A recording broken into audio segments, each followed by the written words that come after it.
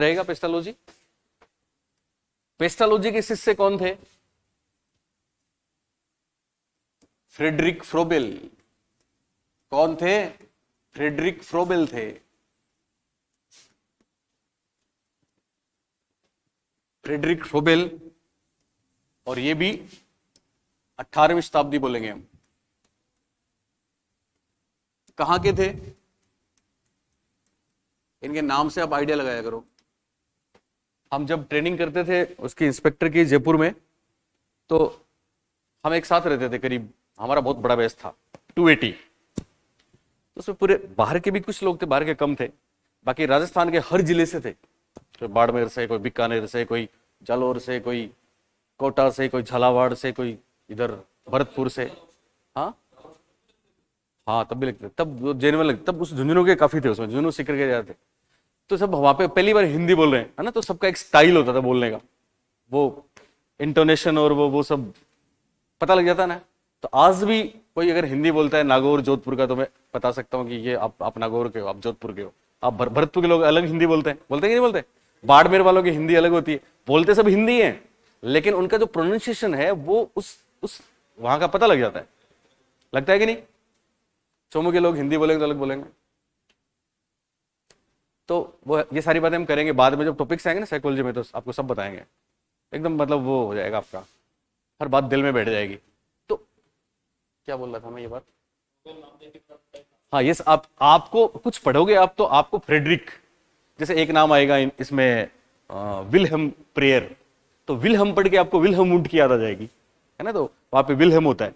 Gene जैसे था तो जीन स्विट्जरलैंड में होता है, तो फ्रेडरिक ओट्रिच ऐसे नाम जर्मनी में होते हैं। तो जो लोग इंटरनेशनल ट्रेवल करते हैं ना, वो ऐसे नाम से बताते हैं कि ये रशियन है, ये अफगानी है, ये डेनमार्क का है, ये अफ्रीकन है, ये यूएस का है। ये नॉलेज एक तरीके से ना, एक्सपीरियंस से आता है। चलिए, तो फ्रेडरिक फ्रोबेल जर्मनी के थे। कहां के थे? जर्मनी के। विलहम भी जर्मनी के होते हैं। Okay, Friedrich Froebel Germany.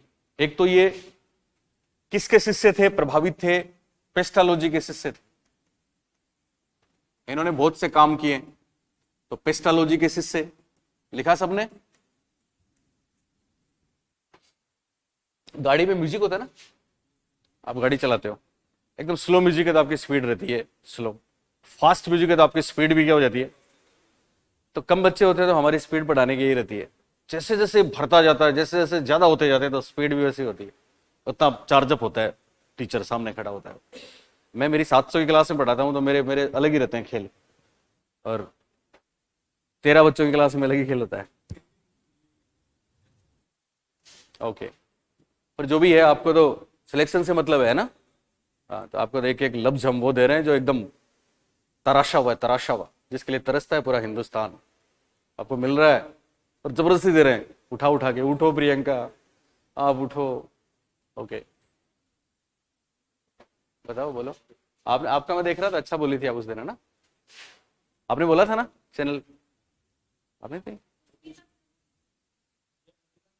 Ankita नहीं, एक और थी आप जैसी, आप ही थी ना? आपका क्या नाम है? प्रियंका। आप थी यार पहले, अच्छा आप नहीं आए हो। हम्म। सुनीता शर्मा थी वो ना? नहीं, सुनीता शर्मा तो नहीं थी।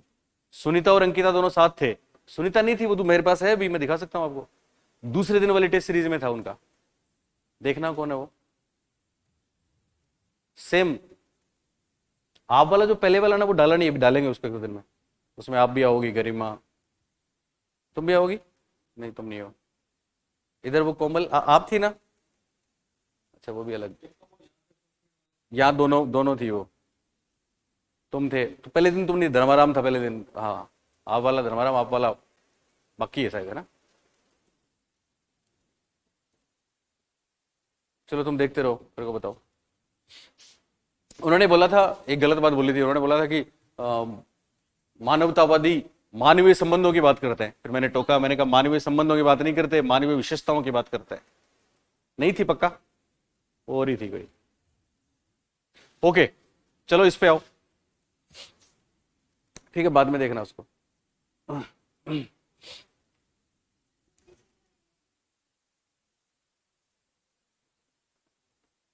किसकी बात कर रहे हैं? पेस्टोलॉजी की? नहीं, ये गुनाह अजीम है। हाँ, पेस्टोलॉजी के शिष्य थे फ्रेडरिक फ्रोबेल, थे ना? पहली बात। दूसरी बात क्या है, लिखो, इन्होंने कौन सी शिक्षा, कौन सी प्रणाली का इजाद किया? तो किंडरगार्टन, किंडरगार्टन, किंडरगार्टन का विकास किया।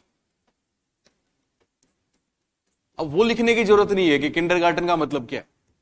दरअसल किंडरगार्टन जर्मन भाषा का शब्द है, जिसमें किंडरगार्टन में दो शब्द हैं, एक तो किड्स, दूसरा गार्डन। किड्स माने क्या होते हैं? बच्चे, और गार्डन माने बगीचा। तो कई बार परीक्षा में ऐसा हुआ है, ऐसा भी हुआ है, इंग्लिश में किंडरगार्टन लिखा है लेकिन हिंदी में इसकी जगह दूसरे शब्द आए। पता क्या है? बालोपद्यान विधि किसने दी? तो बालोपद्यान या बालोपवन विधि किसने दी? तो बालोपद्यान वही है, बोलिए है।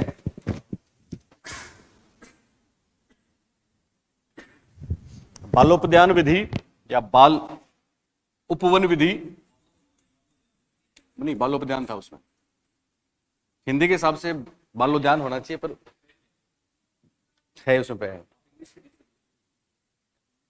हाँ भाई, वैसे हिंदी के हिसाब से बालोद्यान ही आना चाहिए। बाल उपवन भी है, उन्होंने क्या उपवन को और उद्यान को मिला के बालोपद्यान नाम कर दिया, ये चक्कर है।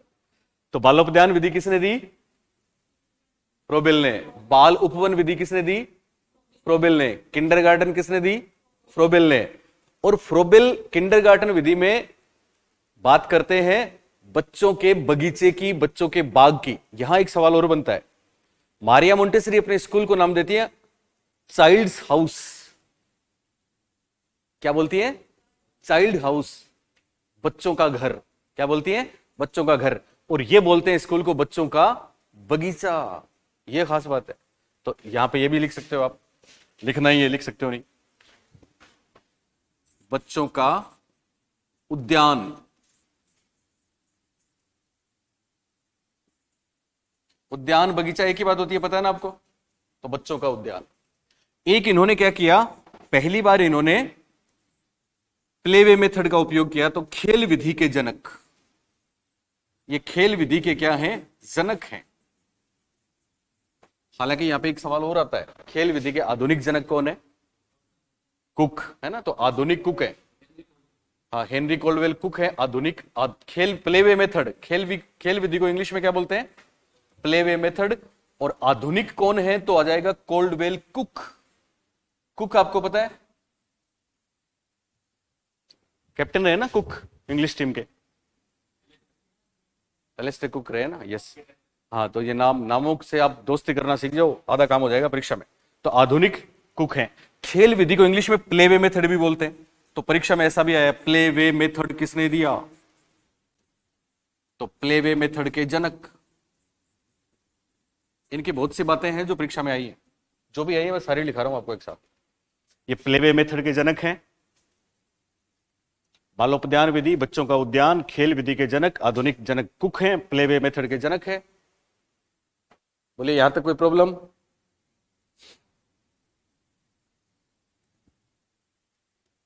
ये लिख लिया सबने? लिखा कि नहीं? चलिए आगे चलूं।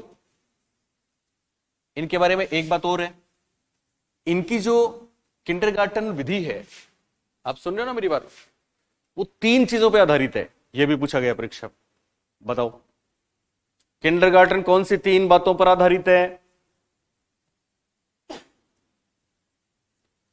Play, songs and gifts.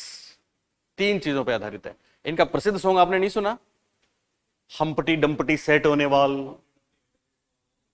तो हम्पटी डम्पटी, एक जैक एंड जिल सुना है? कभी आप जयपुर जाना, जयपुर में आप जाओगे तो शहर में आपको कई स्कूलें मिलेंगी, Jack and Jill school, Jack and Jill school. तो वो किंडरगार्टन की देन है।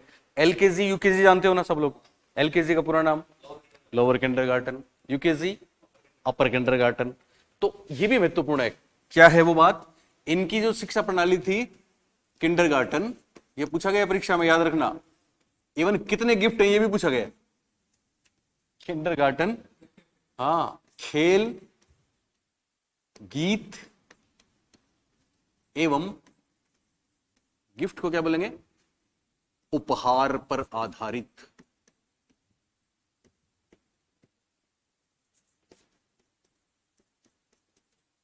किंडरगार्टन खेल, गीत एवं उपहारों पर आधारित है।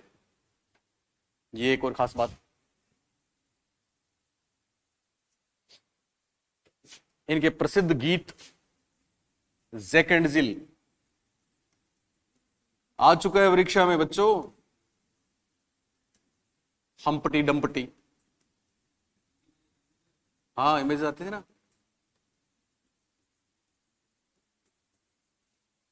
प्रशांत तेरे साथ मजा आ रहा है मेरे को क्लास में, बस बाकी भी आ रहा है पर इतना नहीं आ रहा। हम्पटी डम्पटी। अच्छा, हमारी क्लास में ऐसे ही रिएक्शंस होते हैं। 500 बच्चे बैठते हैं तो भी पीछे से कोई बोला सर ये, हाँ यस, ये बात करते हैं। हम्पटी डम्पटी दोनों लिखना है, जैक एंड जिल, हम्पटी डम्पटी। और एक और बात, इन्होंने एक बुक लिखी है जो बहुत प्रसिद्ध है, परीक्षा में आई है। उसका नाम है एजुकेशन ऑफ मैन। इनकी एक बुक है, एक ही बुक, एजुकेशन ऑफ मैन। इसको हिंदी में करने की कोई जरूरत नहीं है, करेंगे भी नहीं। आदमी की शिक्षा ऐसा कुछ नहीं होगा, ठीक है। Education of man. तो इतनी बातें बच्चों हमको ध्यान रखनी है। किसके बारे में? फ्रेडरिक फ्रोबेल के बारे में।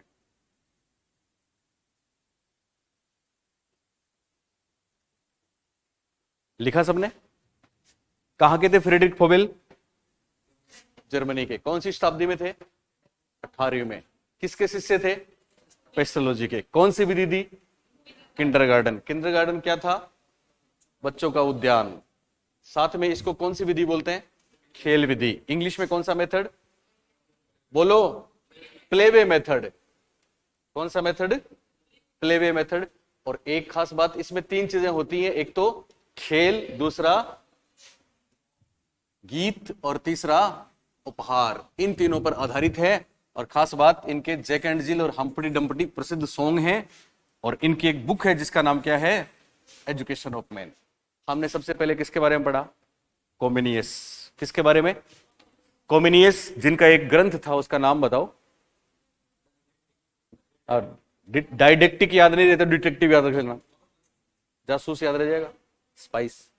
तो द डाइडेक्टिव। कोमिनियस के बाद में दूसरा नाम था जॉन लोक। क्या नाम था? जॉन लोक कहां के थे? इंग्लैंड के थे। उन्होंने दिया था कौन सा रासा? टेबुला रासा। और टेबुला रासा के क्या मायने थे? यस, बच्चे का दिमाग क्या है? कोरा कागज है या खाली स्लेट है, प्लेट है, एम्प्टी कैबिनेट है, जिसमें वो कुछ भी साथ लेकर नहीं आता। इसका मतलब बच्चे के विकास के लिए केवल एक चीज जिम्मेदार है, और वो है वातावरण। वो क्या है? वातावरण। इसलिए जॉन लोक माने जाते हैं व्यवहारवादी। जॉन लोक को मॉडर्न लर्निंग थ्योरीज का जनक भी मानते हैं। जॉन लोक के बाद हम चले गए थे कौन से देश में? स्विट्जरलैंड में। कहां गए थे? स्विट्जरलैंड में। और स्विट्जरलैंड में वो मिले थे पहले जिनको इन्होंने भारतीय बोला। Yes, Rousseau. रूसो का पूरा नाम जीन जैक्स रूसो। जीन हमको किससे याद रखना है? पियाजे से। जीन पियाजे, ये जीन रूसो। ओके। और जीन जैक्स रूसो की खास बात, इन्होंने वो बहुत महत्वपूर्ण बुक लिखी थी जिसका नाम था एमाइलिया। एमिल, और एमिल की शरीके हयात सोफी। कौन? सोफी। इन्होंने एक स्टेटमेंट भी बोला था रूसो ने, हाथ, पैर और नेत्र क्या है? बालक के शिक्षक हैं। रूसो एक खास बात, जनक किसके माने जाते हैं? क्लासिकल, याद रखना, क्लासिकल डेवलपमेंट साइकोलॉजी के फादर हैं। किसके फादर हैं? क्लासिकल डेवलपमेंट साइकोलॉजी के फादर हैं। और रूसो के चेले थे पेस्टालोजी। वो भी कौन से देश के थे? स्विट्जरलैंड के थे। वो चेले थे। इस बात से पता लगता है कि इन्होंने अपने बच्चे का नाम भी क्या रखा? Jean Jacques Pestalozzi. और पेस्टालोजी उदार दिल वाले थे, इसलिए दिल की बात आ गई तो हार्ट की बात आ गई। हार्ट के साथ 2 एच और जुड़ गए, एक तो हेड, दूसरा हार्ट, तीसरा हैंड। और ये कहलाता है 3H। तो 3H किसने दिया? पेस्टालोजी ने दिया। पेस्टालोजी के पास जर्मनी से चल के कौन आए? फ्रोबेल आए। कौन आए? फ्रोबेल, जिन्होंने कौन सा गार्टन दिया? किंडरगार्टन दिया, पर इन्होंने एक बुक भी लिखी थी, और बुक का नाम एजुकेशन ऑफ मैन। क्या था बुक का नाम? Education of man. चले आगे। फ्रोबेल के बाद फिर अगला नाम। नंबर लिख रहे हो आप? कितने नंबर हो गए? 6 हो गए, 5 हो गए, 6 नंबर। फ्रोबेल के बाद फिर छठा नंबर आएगा अपना। फ्रोबेल के बाद हम किसको लेंगे? फ्रोबेल के बाद हम लेंगे ओके, 6 नंबर पे इनका नाम है विल्हेम। विल्हेम कहते ही याद आती है ना विल्हेम वुंट की। ये है विल्हेम प्रेयर। आपको पता है 3rd ग्रेड से लेके 1st ग्रेड तक इनकी बुक का नाम आ चुका है। विल्हेम वुंट जहां के थे वहीं के ये हैं। कहां के? 1892, तो 19वीं शताब्दी। वो दोनों 18वीं शताब्दी में थे, पेस्टोलॉजी भी 18वीं में थे, ये 19वीं शताब्दी में आएंगे। और ये भी जर्मनी से, फ्रोबेल के देश से। कौन से देश से हैं ये? फ्रोबेल के देश जर्मनी से। और इनकी खास बात, इन्होंने क्या किया था? इन्होंने इनके जब बच्चा, सुन रहे हो ना आप, खुद का बेटा था, अपने पुत्र, नाम नहीं है, अपने पुत्र के आरंभिक 4 वर्ष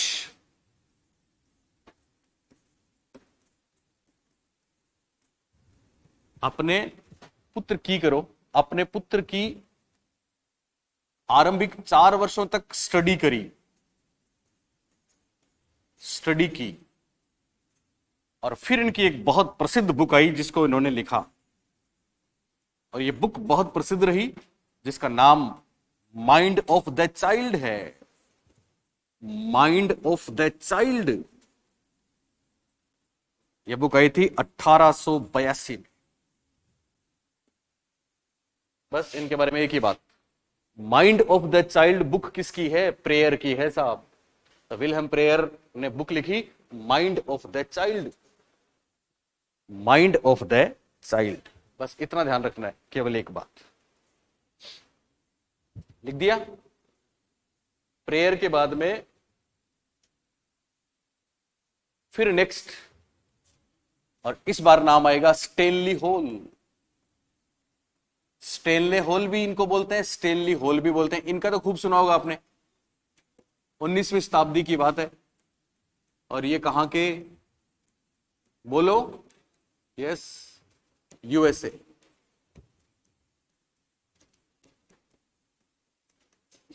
स्टेनली हॉल यूएसए के थे।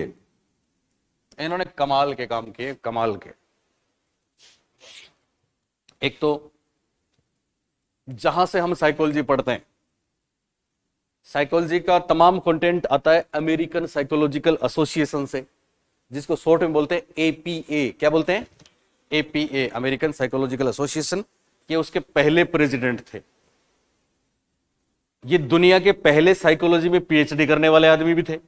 1978 में इन्होंने पीएचडी करी थी, 1992 में एपीए के अध्यक्ष रहे थे। लेकिन जो काम यहां पे हमको इनका पढ़ना है वो 2 काम है। एक तो इन्होंने अमेरिका में एक आंदोलन चलाया, मूवमेंट चलाया, वो था चाइल्ड स्टडी मूवमेंट। क्या था?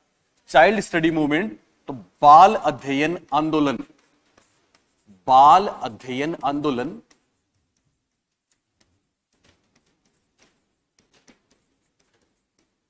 अमेरिका में के लीडर थे, जनक थे। किसके जनक थे? ये इंग्लिश में भी आ सकता है परीक्षा में, ध्यान रखना। चाइल्ड आ चुका है परीक्षा में, ये चाइल्ड स्टडी मूवमेंट बोलते हैं इंग्लिश में। चाइल्ड स्टडी मूवमेंट जो चला था उसके लीडर थे। और खास बात, ये दूसरी बात भी आई है, यानी एक्चुअली क्या था, इन्होंने पहली बार ये महसूस किया कि सब छोटे बच्चों के भी मन होता है। पहले तो मानते नहीं थे लोग बाग इस बात को, है ना। पियाजे ने तो बहुत कमाल की बात है। पियाजे से पहले तो लोग कहते थे कि छोटे बच्चे मिनी एडल्ट होते हैं। मिनी एडल्ट मतलब बड़ों की तुलना में कम सोचते हैं, बड़ों में जो चीजें हैं वैसी उनमें है, पर बड़ों में ज्यादा है, छोटों में कम है। जैसे जैसे बड़े होते हैं उनमें भी आती है। पियाजे ने कहा ऐसा नहीं है, बच्चे मिनी एडल्ट थोड़ी हैं। बच्चे बड़ों से अमाउंट में, मात्रा में कम नहीं सोचते, चिंतन उतना ही करते हैं, लेकिन चिंतन का तरीका अलग है, प्रकार अलग है, काइंड अलग है। ये बात 1000 बार हो चुकी है जो मैं आपको बता रहा हूँ पियाजे की। बड़े कुछ अलग तरीके से चिंतन करते हैं और छोटे बच्चे अलग तरीके से करते हैं, लेकिन कम नहीं करते, तो मिनी एडल्ट नहीं कह सकते आप उनको। ऐसे ही इन्होंने बोला कि साहब बच्चों के बारे में भी तो कुछ सोचिए। इससे पहले बहुत लोगों ने बहुत काम किए थे, जैसे हमने बात करी है ना प्रेयर तक। प्रेयर ने जर्मनी में जब वो प्रकाशित किया माइंड ऑफ द चाइल्ड, तो अमेरिका में भी इन्होंने एक आंदोलन चलाया, और वो आंदोलन था बच्चों की स्टडी करनी है, स्पेशली बालकों की स्टडी है, जिसको उन्होंने बोला चाइल्ड स्टडी, और ये एक आंदोलन का रूप ले लिया। इसमें इन्होंने क्या किया पता है?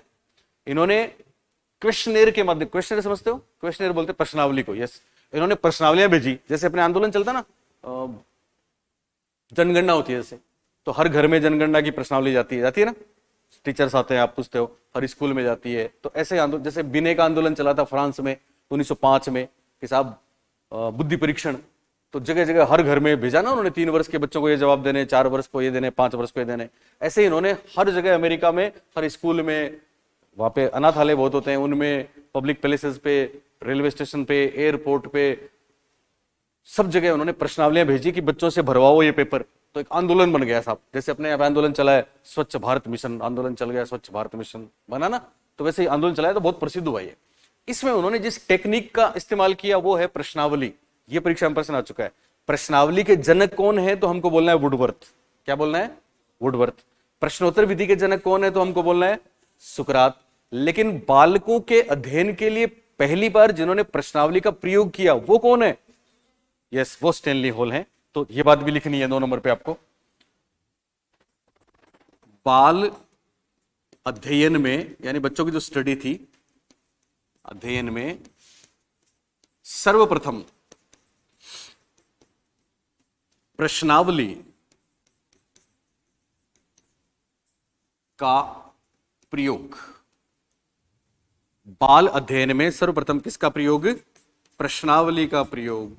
प्रश्नावली को इंग्लिश में बोलते हैं क्वेश्चनेयर, क्वेश्चनरी भी कह सकते हैं।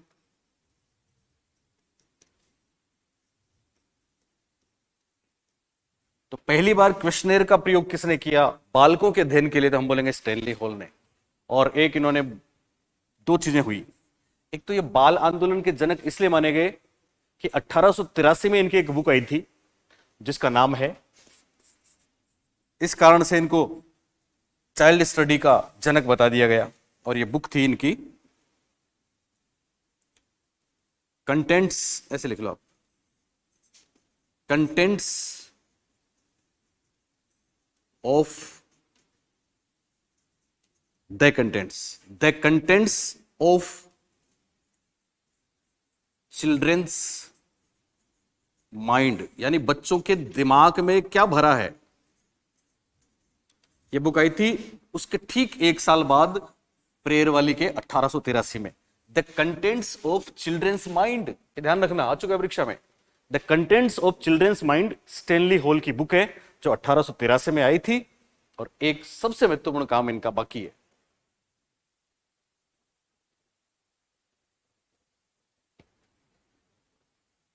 लिखा सबने? हम पढ़ रहे हैं स्टैनली हॉल। बाल विकास में कुछ लोग हैं जिनके बहुत बड़े योगदान हैं, जिनकी शुरुआत हमने जॉन एमोस कम्युनियस से की, फिर जॉन लॉक की बात करी, फिर रूसो की बात करी, फिर फ्रोबेल की बात करी, फिर प्रेयर की बात करी, और ये कौन है? Stanley hall. ये कहां के थे? यूएसए के। कहां के थे? यूएसए के थे। कौन सी शताब्दी में हुए थे? 19वीं शताब्दी में हुए थे। पहला काम इनका क्या था? ये बाल अध्ययन आंदोलन के प्रवर्तक थे, जनक थे। इंग्लिश में बाल अध्ययन आंदोलन को क्या बोलेंगे? चाइल्ड स्टडी मूवमेंट बोलेंगे। और यहां पे इनकी एक बुक आती है, इसका नाम क्या है? The contents of children's mind. Children's मतलब बच्चे, माइंड मतलब दिमाग, बच्चों के दिमाग में क्या है। लेकिन जो इनका सबसे महत्वपूर्ण काम है वो क्या है? वो इनकी वो प्रसिद्ध बुक है जिसको हम बोलते हैं एडोलसेंस। एडोलसेंस जो शब्द है वो इन्होंने दिया, और ये बुक आई थी 1904 में। इसी के कारण से ये एडोलसेंस के जनक माने जाते हैं। बाल मनोविज्ञान के जनक जीन पियाजे माने जाएंगे, लेकिन एडोलसेंस के जनक कौन है? स्टैनली हॉल हैं। और एडोलसेंस क्या है? इनकी एक बुक है स्टेनली हॉल की, जो 1904 में आई थी। अडोलसेंस को हिंदी में क्या बोलते हैं पता है आपको? बोलिए। यस, किशोरावस्था बोलते हैं। तो किशोरावस्था के जनक स्टेनली हॉल, बहुत से काम किए इन्होंने किशोरावस्था के बारे में, बहुत से स्टेटमेंट्स हैं, हम आपको बताएंगे जब अडोलसेंस पढ़ाएंगे। आंधी तूफान से लेकर सारी बातें। किशोरावस्था एक नया जन्म है। किशोरावस्था में आकस्मिक और त्वरित विकास होता है। ये सारी बातें हम करेंगे। इनकी इस बुक से ये लिया गया है। तो ये अडोलसेंस के जनक हैं, इनका नाम है स्टेनली हॉल। और इसके बाद अगला नाम आता है 7 नंबर ना मैडम, 8 नंबर कर दो, madam Maria Montessori. Maria Montessori ये थी इटली की, इटालियन। ये 20वीं शताब्दी में काम किया इन्होंने। 1939 में तो भारत ही आई थी ये, तो 20वीं शताब्दी।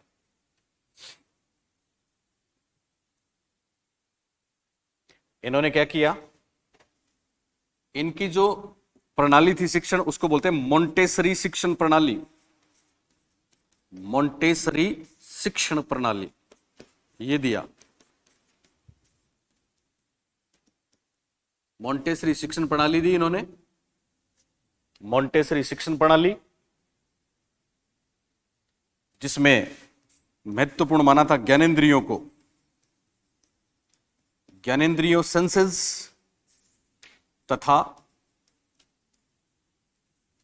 मोटर स्किल्स, कामक कौशल। मुझे याद है एक बार इनका एक स्टेटमेंट आया था, तो हमारे बच्चों ने इसको सही किया था। क्या स्टेटमेंट है सुनना।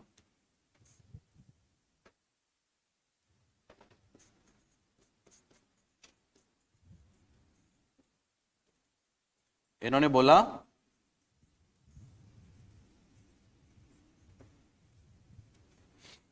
मोंटेसरी शिक्षण प्रणाली ज्ञानेंद्रियों तथा मोटर स्किल्स को बोलेंगे गामक कौशल।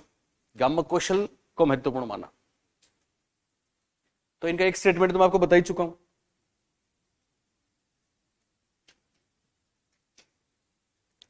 सुन रहे हो ना? मोंटेसरी के बारे में दोनों बातें लिख ली। पहली इन्होंने कौन सी शिक्षण प्रणाली दी? मोंटेसरी शिक्षण प्रणाली ये कहां की थी? इटली की थी। और कौन सी दो चीजों को महत्वपूर्ण माना? एक तो ज्ञानेंद्रियों को और दूसरा कामक कौशल। एक्चुअली इन्होंने जब स्कूल स्टार्ट किया अपना, बाद में तो वो कितना कमाल का था, अभी हमने बात की ना, चेल्सी क्लिंटन जैसे इनके स्टूडेंट रही है। लेकिन आप सुन रहे हो कि नहीं, जब इन्होंने स्कूल स्टार्ट किया तो वो मंदबुद्धि बच्चों के लिए किया था। किसके लिए किया था? मंदबुद्धि बच्चों के लिए किया था। और इन्होंने एक बात बोली थी, बात ये बोली थी कि गत्यात्मक कुशलता बौद्धिक कुशलता का आधार है। गत्यात्मक कुशलता यानी डायनेमिक स्किल्स इंटेलेक्चुअल स्किल्स को बढ़ाते हैं। आप मेरे को बताओ इसका मतलब क्या होता है? निर्मा आप बताओ। गत्यात्मक कुशलता बौद्धिक कुशलता का आधार है, इसका क्या मतलब है?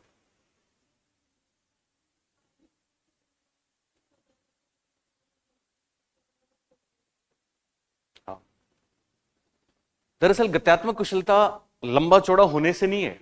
गत्यात्मक कुशलता का मतलब यह है, जैसे हम लोग जब ट्रेनिंग में थे तो हमें याद है, आज भी अंग्रेजों के जमाने से वही चला रहा है, सुबह सुबह उठ के परेड करवाते हैं, है ना, ऐसे एकदम। कभी आपने देखा वो धीमी चाल वगैरह ऐसे, मतलब बाकी परेड तो होती है, धीमी चाल में क्या होता है, एकदम ऐसे कंट्रोल पूरा ऐसे। देखिए आपने आर्मी में देखा है? तो कई बार पूछते क्यों करवाते हो ऐसा, तो बोले साहब इससे दिमाग का विकास होता है। तो मारिया मोंटेसरी ने बोला था कि सब गामक कुशलताएं होंगी तो उनसे दिमाग का विकास होगा।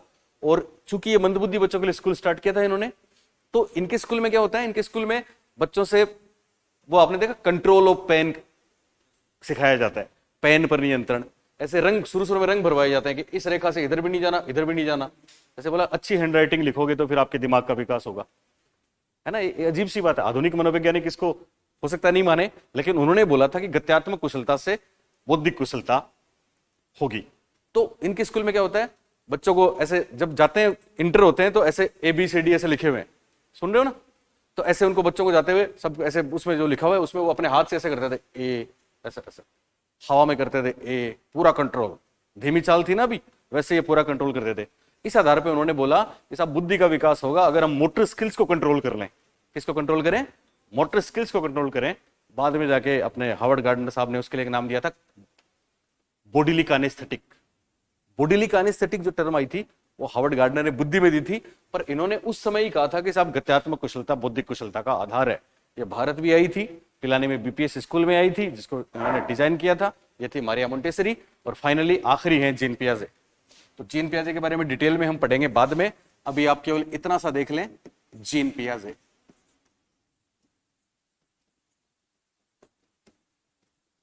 बहुत जबरदस्त आदमी। पता है जीन पियाजे के बारे में? स्विस साइकोलॉजिस्ट थे, स्विट्जरलैंड के। 1980 में हमें छोड़ के गए थे, 1980 तक हमारे साथ थे जीन पियाजे। तो एक तो जीन पियाजे ने पहला काम वही किया था साहब, अपने बच्चों पर प्रयोग किए थे। किस पर प्रयोग किए? अपने ही बच्चों पर प्रयोगात्मक परीक्षण किए।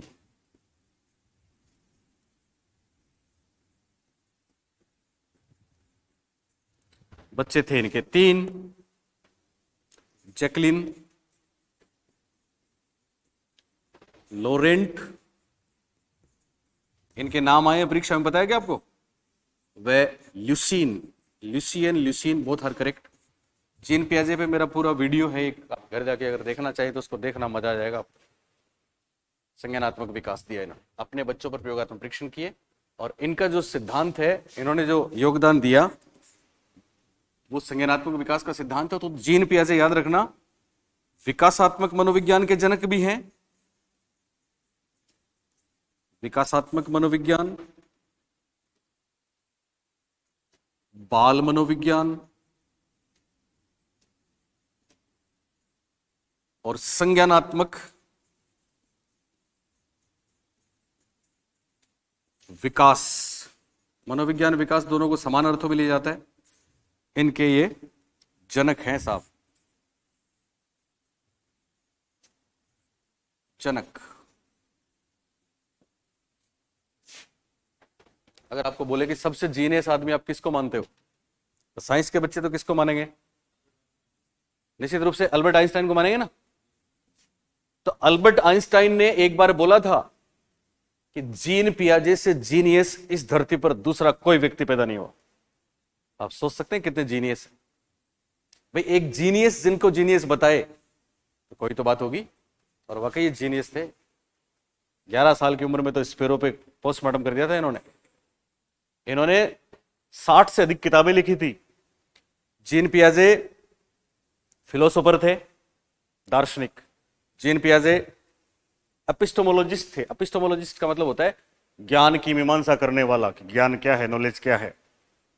तत्व दार्शनिक थे। जीन पियाजे बायोलॉजिस्ट थे। जीन पियाजे जूलॉजिस्ट थे। जीन पियाजे आपके डॉक्टर थे।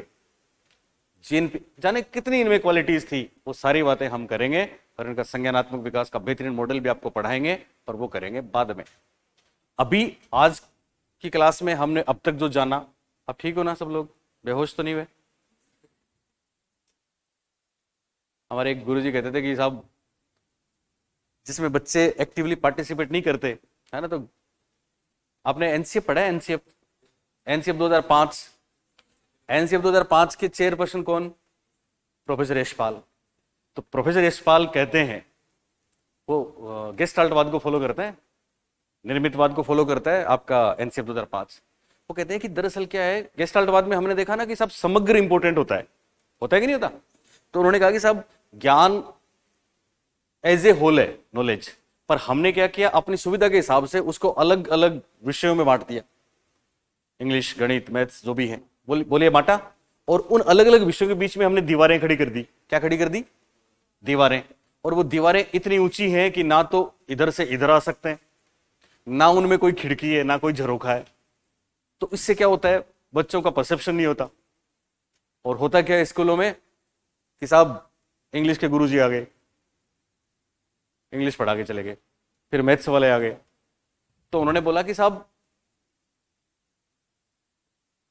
बच्चों पे ज्ञान की बौछार करते हैं और वो मासूम बच्चे दुख पाते हैं, वो उस बारिश में भीगते रहते हैं, उनको कुछ समझ में नहीं आता। तो किसी ने पूछा कि क्या करें साहब, तो उसके जवाब में एनसीएफ 2005 का जो उपसंहार होता है ना, उसमें प्रोफेसर यशपाल ने लिखा था, क्या लिखा था पता है? उन्होंने लिखा कि विभिन्न विषयों के बीच की दीवारें इतनी नीची कर दें, विभिन्न विषयों के बीच की दीवारें इतनी नीची कर दें, नीची करने से कोरिलेशन हो जाएगा, एज ए होल परसेप्शन हो जाएगा।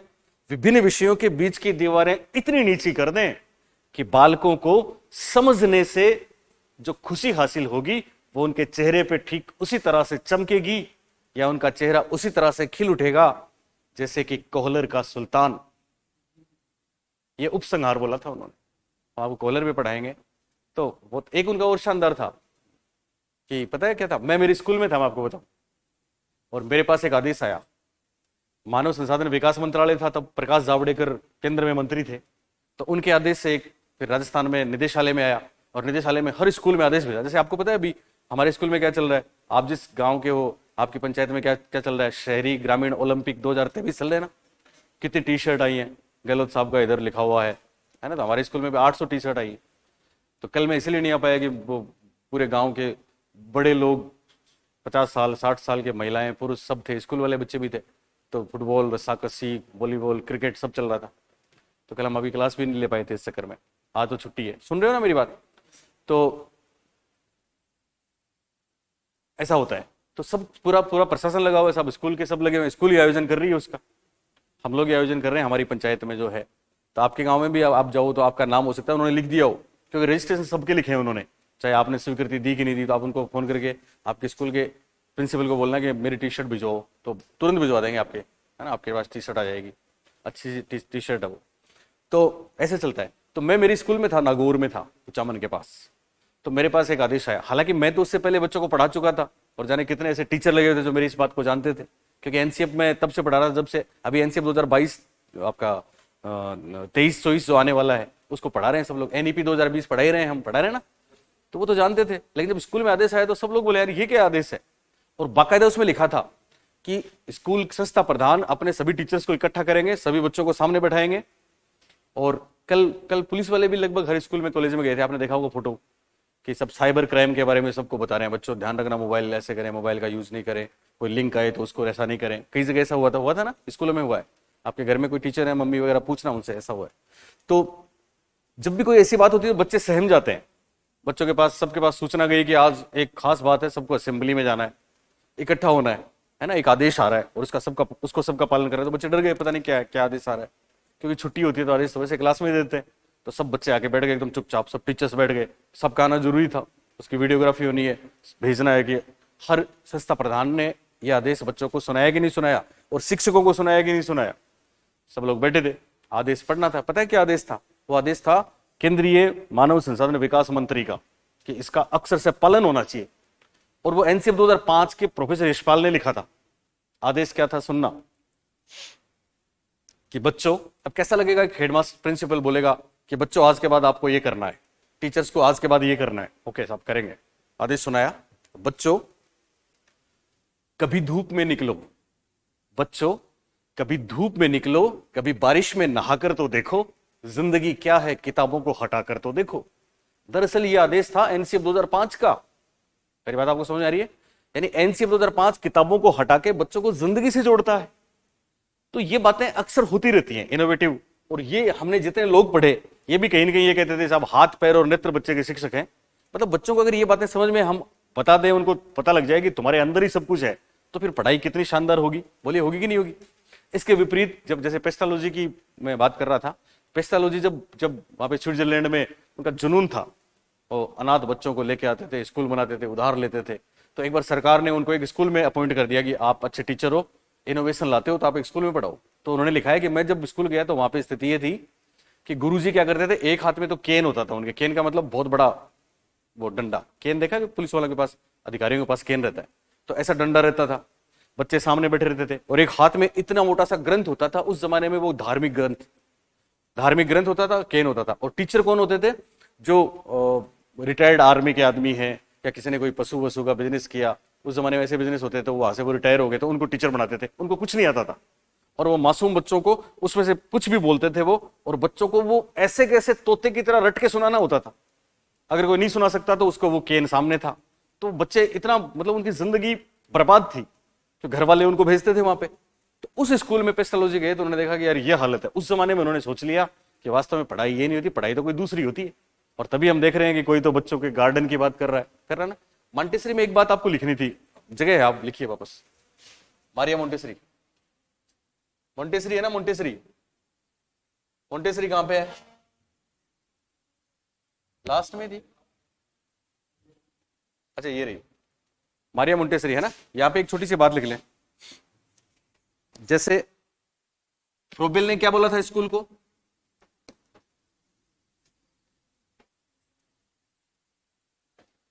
इन्होंने विद्यालय को, उन्होंने उद्यान बोला था, इन्होंने विद्यालय को हाउस ऑफ द चाइल्ड, बच्चों का घर कहा। यह आ चुका है परीक्षा में। बच्चों का घर मोंटेसरी,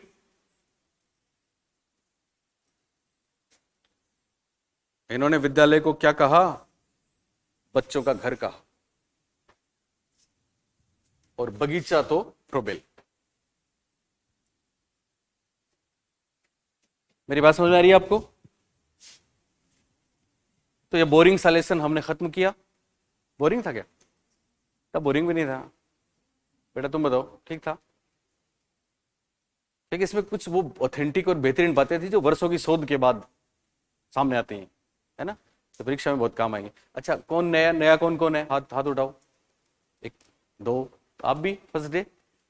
ओके, तो आप तीनों, मेरा चैनल है उसका लिख लो अभी, घर जाके उसको देखना, 10 मिनट देना उसको, फिर हो सकता है आप उसको देखते जाओ। साइकोलॉजी लिखो, साइकोलॉजी की spelling PSYCHOLOGY, psychology space Ashok Pareek, ASHOKPAREE। ठीक है बेटा, और अपने उन दोस्तों में शेयर भी करना। ठीक है, पसंद तुम करते हो कि नहीं करते? अब तक तो किया नहीं तुमने।